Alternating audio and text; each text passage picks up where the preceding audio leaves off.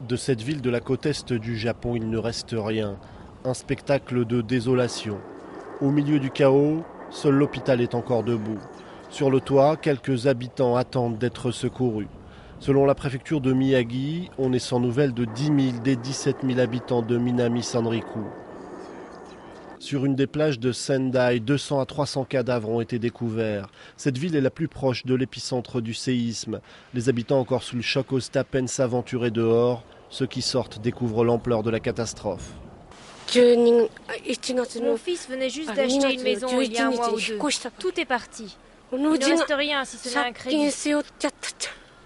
Plusieurs centaines de milliers de personnes ont perdu leur maison.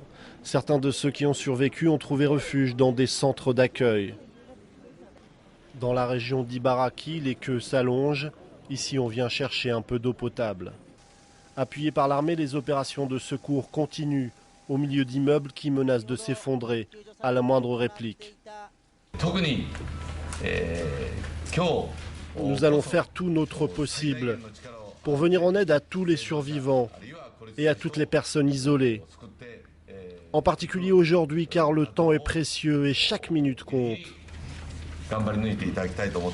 La télévision japonaise diffuse sans cesse de nouvelles images du tsunami qui a pénétré parfois jusqu'à 5 km dans les terres et qui a submergé des villes entières. Une catastrophe nationale sans précédent selon les autorités japonaises, déjà une des plus destructrices et des plus meurtrières, alors que le bilan ne cesse de s'alourdir.